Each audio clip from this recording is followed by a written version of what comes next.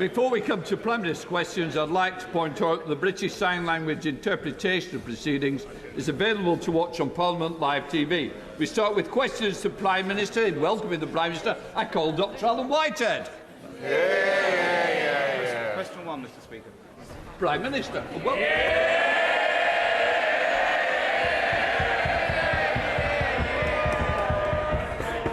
Mr Speaker, Can I just say, don't damage the furniture. Cheer him by all means, but don't damage. Come on. Mr Speaker, this morning I had meetings with ministerial colleagues and others. In addition to my duties in this House, I shall have further such meetings later today.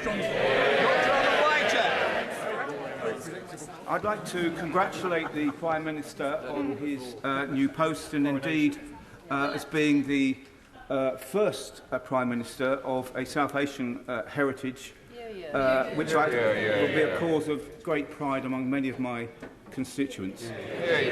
I also have some pride in welcoming a fellow Saints Southampton supporter into number 10. During his prime ministerial campaigns, the last prime ministerial campaign he ran, he pledged to prohibit any development of onshore wind, which is now the cheapest form of power available to us in the country. Now he is Prime Minister. Will he change his mind on that point? Prime Minister. Well, Mr Speaker, I thank the honourable gentleman for his kind words and look forward to seeing him at St Mary's, although I know my friend, the Leader of the House, may have something to say about our love of Saints. Look, when it comes to energy policy, I stick by what we said in our manifesto, Mr Speaker. The important thing is, though, to focus on our long-term energy security. That means more renewables, more offshore wind and indeed more nuclear. That's what this government will deliver. I'm surprised, Mr Speaker, to be asking a question, and I know you're shocked, Mr Speaker, too, because I know that you, like many people, thought I would have already been offered a ministerial post.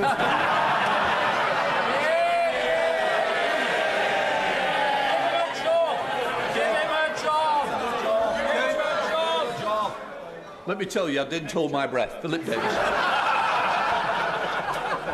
Go figure, as Joe Biden might say. Can I congratulate my right honourable friend on becoming Prime Minister? He's absolutely the right person for the job, and I wish him every success in post. And as he knows, he's got my full support. His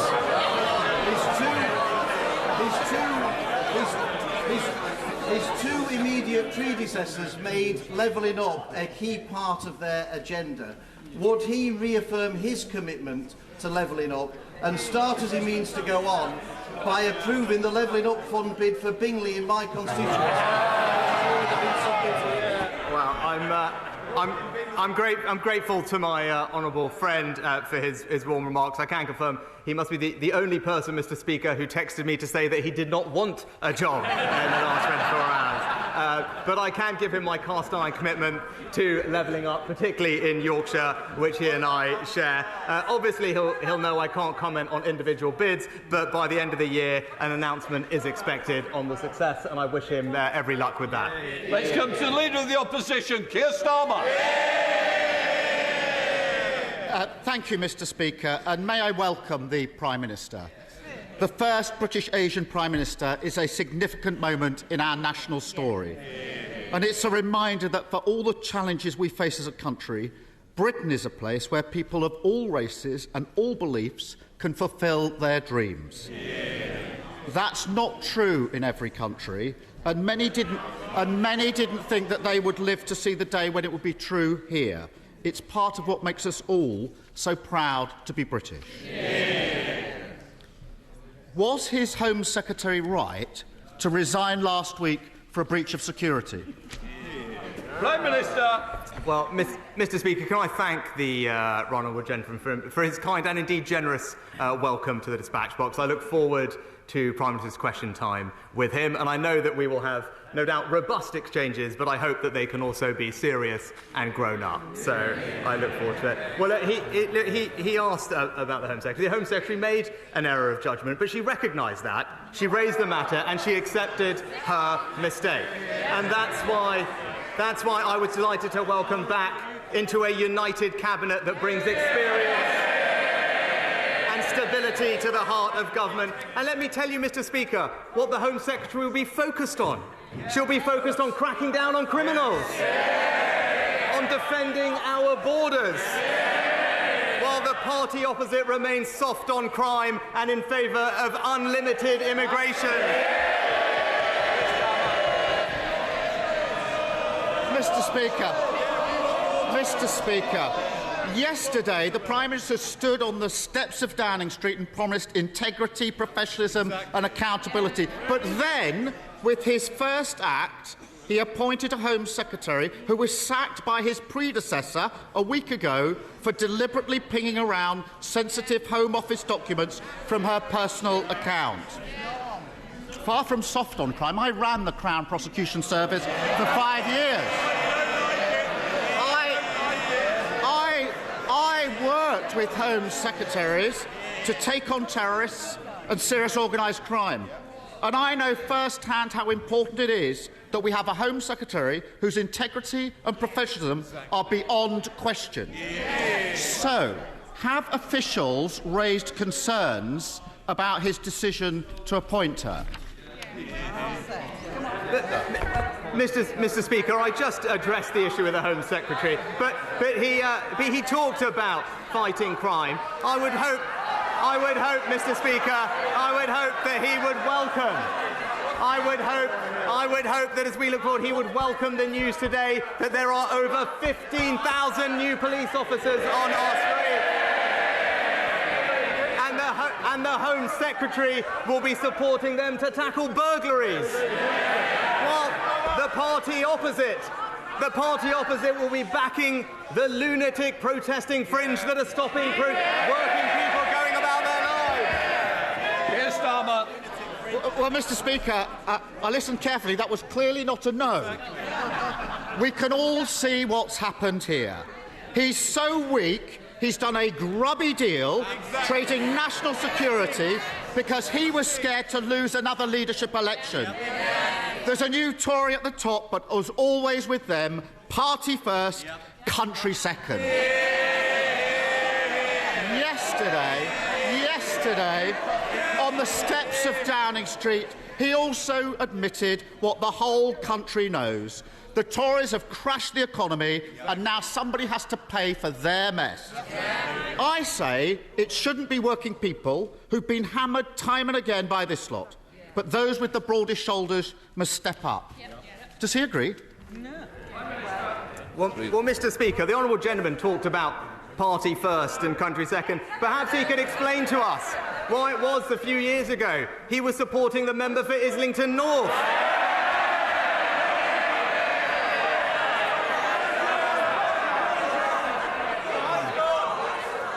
Mr. Speaker, my record is clear. When times are difficult in this country, I will always protect the most vulnerable. That is the values of our compassionate party. We did it in COVID and we will do that again.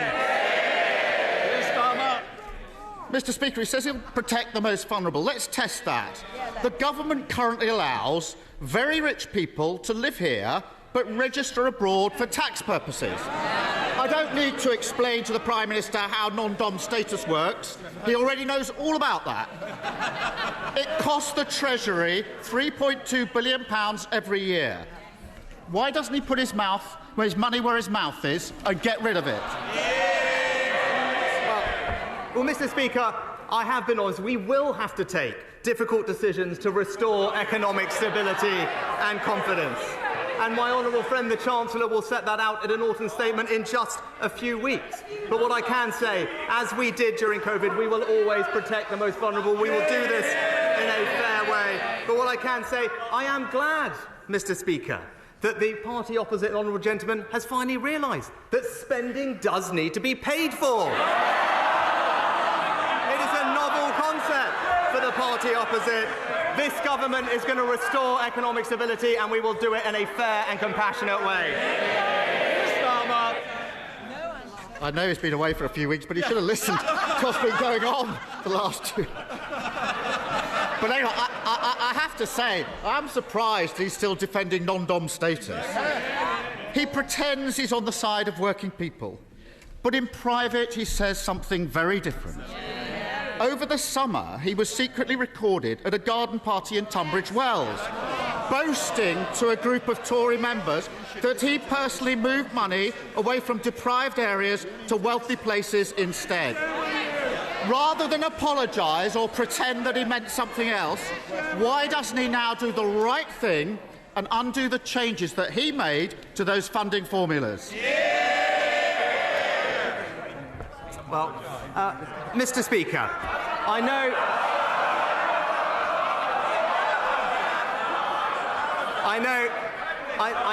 know the right honourable gentleman rarely leaves North London. But if he does, he will know that there are deprived areas in our rural communities, in our coastal communities, and across the south, and this government will relentlessly support them, because we are a government that will deliver for people across the United Kingdom. But Mr. Speaker, he mentioned the last few weeks. I am the first to admit that mistakes were made, and that's the reason I am standing here. But that is the difference between him and me. This summer, I was being honest about the difficulties that we were facing. But when he ran for leader, he promised his party he would borrow billions and billions of pounds. I told the truth for the good of the country. He told his party what it wanted to hear. Leadership is not selling fairy tales. It is confronting challenges, and that is the leadership the British people will get from this government. Mr. Speaker, I think everyone should watch the video and make their own minds up. In public, he claims he wants to level up the north, but then he boasts about trying to funnel vital investment away from deprived areas. He says one thing and does another. But they're shouting. They're not my words. They're not my words. They're the words of the former chair of the Tory party, sacked yesterday for telling the truth about the Prime Minister. Even his own side know he's not on the side of working people. That's why the only time he ran in a competitive election, he got trounced by the former Prime Minister, who herself got beaten by a lettuce. So why doesn't he put it to the test, let working people have their say and call a general election?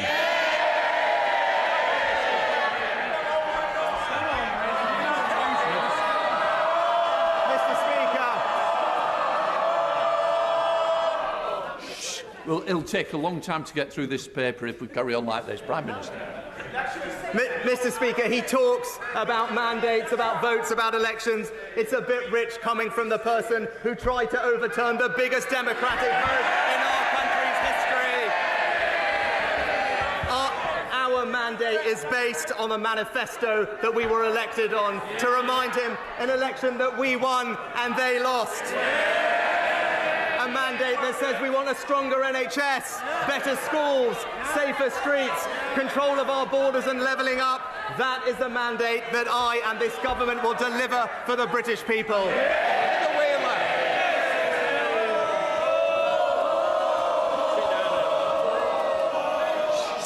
Heather's not even asked her a question. You want more? Come on, Heather.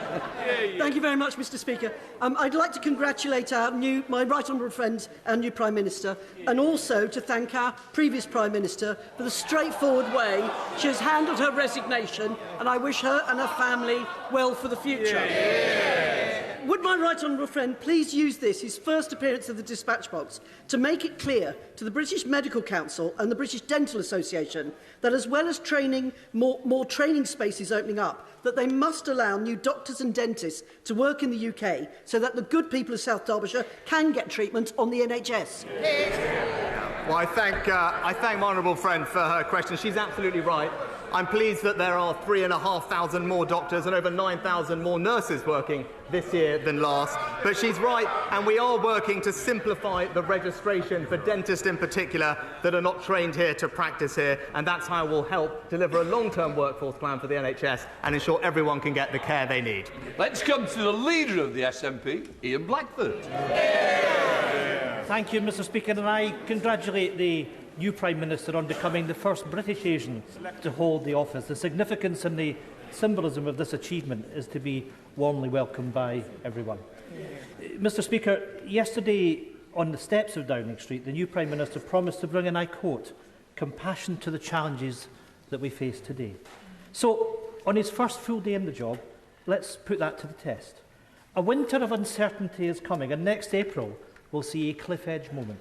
Millions face a double whammy as the energy price guarantee is cut off, while households are hit by austerity 2.0 and a real terms cut to social security benefits that many rely on to survive.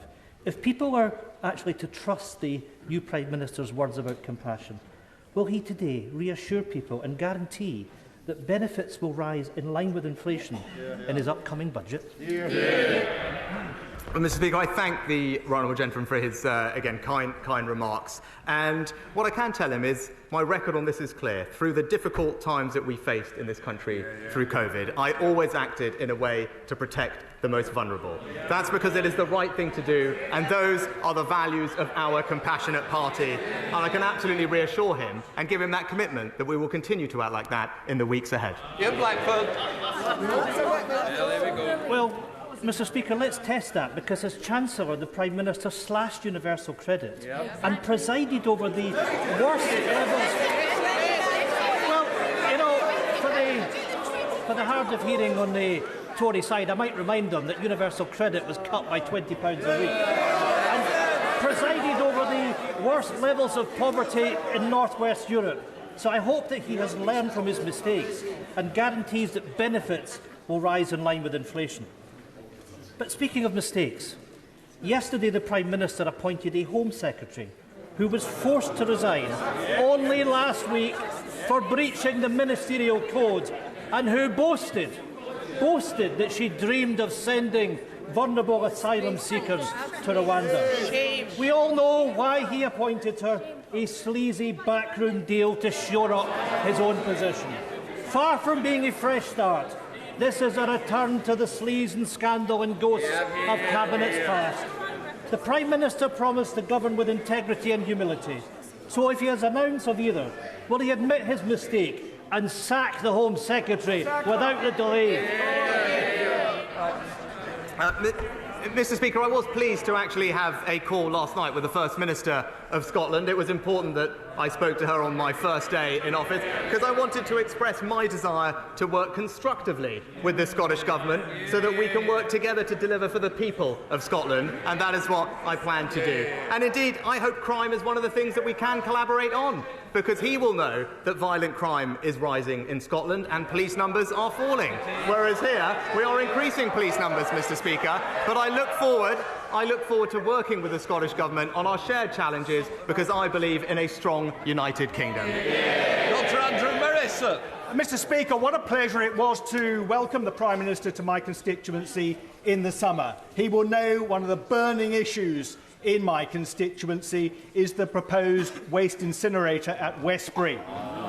With the government rightly reviewing its air quality targets, can I ask my right honourable friend to signal his intent to continue promoting public health, net zero and the environment by placing a moratorium on any more unwanted, unnecessary, toxic waste burners. Prime Minister. I can tell my honourable friend, I know he's been a vociferous campaigner on this issue as I learned over the summer. He'll know that local authorities determine these issues, but also to reassure him that all large incinerators in England must comply with strict emission limits and only receive permits if plants don't cause any damage to human health. And hopefully that is reassuring for him. Caroline Lucas. Thank you very much, Mr. Speaker.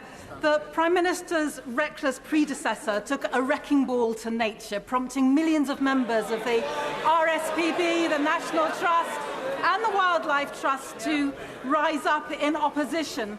Yesterday, he promised to fix her mistakes as well as to uphold the party's 2019 manifesto.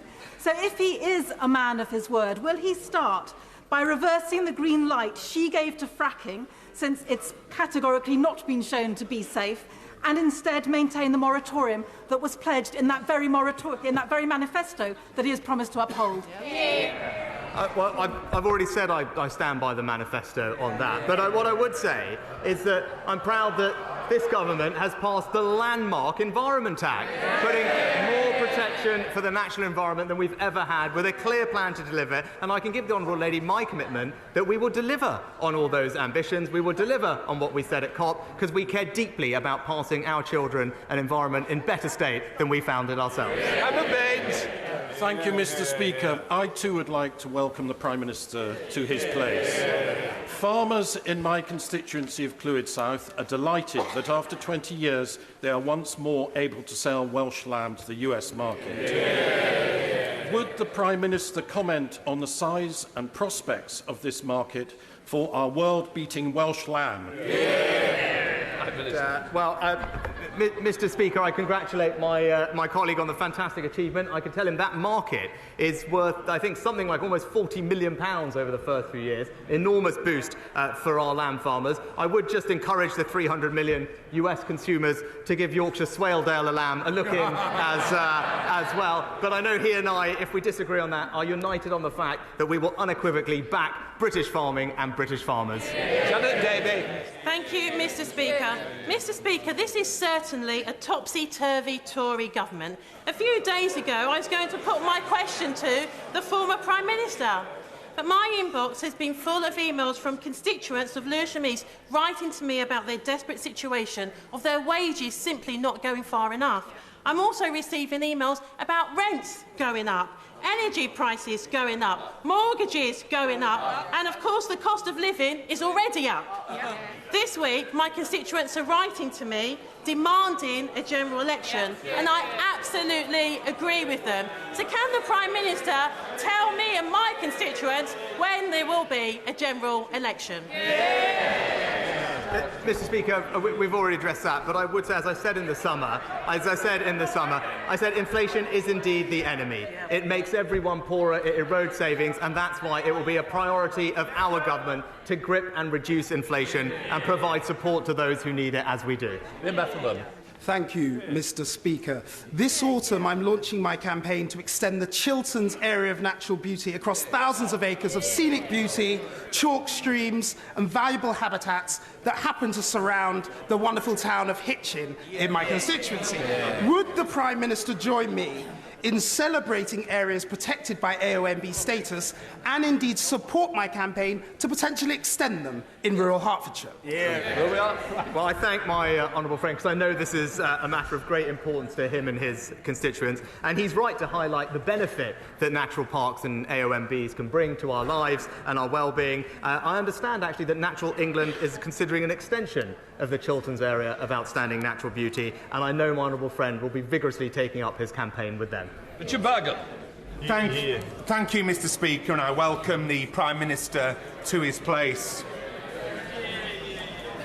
A nurse would have to work over 20,000 years in order to match the vast wealth of this Prime Minister. The Prime Minister knows only too well that the super-rich could easily afford to pay more in taxes. So rather than announce a new wave of cuts and austerity, wouldn't it be fairer for the Prime Minister to introduce wealth taxes on the very richest in our society? Well, Mr. Speaker, we will always support our hard-working nurses, and that's why, as Chancellor, we reintroduced the nurses' bursary and provided more training and introduced actually very strong pay increases. But as I committed to previously, as we approach the difficult decisions that confront us, we will do so in a way that is fair and is compassionate, because those are our values, and that's what we will deliver. Thank you, Mr. Speaker. I welcome my right honourable friend's determination to be straight with people about the challenges we face as a country. Last week, the Care Quality Commission State of Care report and State of Care in England showed our health system in gridlock. And I hear the same from my constituents, struggling to see a GP or waiting for treatment. So can I urge him to make unblocking the NHS a priority for him and his Health Secretary? My honourable friend knows this subject obviously very well from her own experience, and I thank her for the work she did previously in the department. She's absolutely right about the challenge that confronts us. It's why we've put billions of pounds into busting the backlogs and the elective recovery fund, and are delivering funding and staffing to do that. But I look forward to working with her to deliver what we said in our manifesto, and that is a far stronger NHS. Alan Smith. Thank you, Mr. Speaker. I'd add my own congratulations to the Prime Minister on his appointment. We might not agree on everything, but I think we can all agree a more diverse politics can only be to the good. Now, we in these benches believe that Scotland's best future is independence in Europe.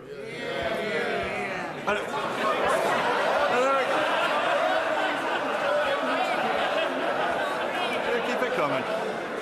Mr. Speaker, I really would urge the members opposite to show a little more respect. Because it's not just us. It's not just us. It's not just the SNP. And I will not be shouted down. It's not just the SNP. On the last opinion poll, 72% of the people of Scotland want back into the European Union. So if the Prime Minister is to maintain any credibility in the eyes of the people of Scotland, how long does he think he can deny Scotland's democracy? Mr. Speaker, I thank the honourable gentleman for his kind words. I mean, he talked about respect. I would gently urge him to respect the result of the referendum we had on this topic. But whilst we will disagree on that issue, I can tell him that I do remain committed to working constructively in partnership with the Scottish Government to deliver for the people of Scotland. Thank you, Mr. Speaker. Last week I visited worried Year 3 and 6 pupils to hear their suggestions to tackle road safety, following a number of serious road accidents outside Boothroyd Academy in Dewsbury. They suggested the council should do more to help, that their parents should walk them to school to reduce traffic, and that commuters should slow down. Would my right honourable friend agree with me and with them that we all have a part to play in ensuring road safety outside our schools?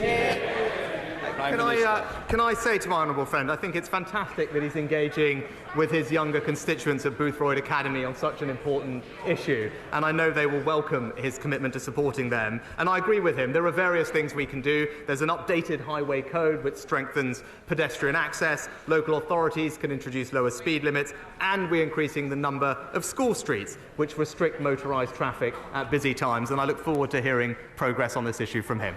Stephen Kinnock. Thank you, Mr. Speaker. Yesterday, the Prime Minister stood on the steps of Downing Street and said that he wanted to restore trust. Yet in the past 24 hours, we've seen that he's prepared to shamelessly swap red boxes for political support. And there are real serious consequences to all this horse trading. So I'd like him to be clear on this point. Did he seek or receive any advice on security concerns about the Right Honourable Member for South Staffordshire before his appointment to the government yesterday, given that he was sacked in 2019 for leaking sensitive information relating to our national security? Prime Minister. Well, Mr. Speaker, he's talking about events that happened 4 years ago, and he's right that he raised the topic of national security, because members opposite 4 years ago were busily supporting the member for Islington North. who wanted to abolish the nuclear deterrent, who wanted to leave NATO and who wanted to scrap our armed forces. We won't take any lectures on national security, Mr. Speaker. Thank you, Mr. Speaker. I sincerely congratulate my right honourable friend and wish him every success. Over 3 years ago, my constituent Harry Dunn was killed in a tragic road accident, and I'd like to ask my right honourable friend to join me in congratulating Harry Dunn's family for the incredible campaign they've run for over 3 years, with huge support from all colleagues across the House on finally achieving justice for Harry. Well, I pay tribute to my right honourable friend for her role, and indeed the former Foreign Secretary as well, and indeed colleagues from all over the House for the part they've played in bringing about this outcome. My thoughts are obviously with the family, and I join in her sentiments that this is very welcome. Daisy Cooper. Thank you, Mr. Speaker. West Hertfordshire Hospital Trust in my area is still hoping to receive funds from the new hospitals programme, the same programme that is supposed to deliver the government's so-called 40 new hospitals. There's been a lot of speculation that the new Prime Minister and his Chancellor might seek to cut infrastructure projects. So can the Prime Minister confirm to me that my local hospital trust, as well as all of the other local hospital trusts that are set to benefit from the new hospitals programme, will in fact get that money? Yes or no? Well, Mr. Speaker, the Chancellor will set out our plans in the autumn statement shortly, but this is the government that put in place plans which will remain to significantly increase capital expenditure, and even though difficult decisions do need to be made, I think the country can rest assured that we will continue to invest in our future productivity and indeed invest in our public services like the NHS. Wendy Bolton. Mr. Speaker, in my Aldridge Brown Hills constituency, we're at risk of 8,000 new homes being dumped in the constituency. Will my right honourable friend use the opportunity of this Prime Minister's question to reaffirm the government's commitment to protecting the Greenbelt and to adopting a really rigorous brownfield first policy? Well, can I say thank you to my honourable friend for her question, and I can give her that assurance. She's absolutely right. We must protect our green belt, and we are adopting a brownfield first strategy. I'm pleased we had a record number of new homes built in the last year, but it's important that we build those homes in the right places. Luke Jones. Thank you, Mr. Speaker. Whilst welcoming the new Prime Minister to his place, we remember that law-breaking was the order of the day in Downing Street during the pandemic. We will never forget that this current Prime Minister was fined by the police for attending a birthday party hosted by his next-door neighbour. As both a witness and a participant to that law-breaking, if the Privileges Committee investigation into the former Prime Minister calls him to give evidence, will he fully cooperate? Minister. Mr. Speaker, of course, and I addressed these matters earlier this year. Michael Fabricant. Mr. Speaker, you will know that I fought hard to bring back Boris. In '97, I campaigned for Kenneth Clarke and then for Michael Portillo. So I can't always get it right. But you know, I do know about the West Midlands. I know that the West Midlands Mayor very much welcomes the reappointment of the Levelling Up Secretary, and that he looks forward to working with our new Prime Minister. So may I just ask him, what is his vision for levelling up? Well, I thank my honourable friend for the question, and what I can say is our desire is to ensure that people, wherever they live in our fantastic country, have enormous pride in the place they call home and every opportunity to succeed. And you know what? It is the fantastic Mayor Andy Street who is delivering that for his constituents in the West Midlands. That completes questions.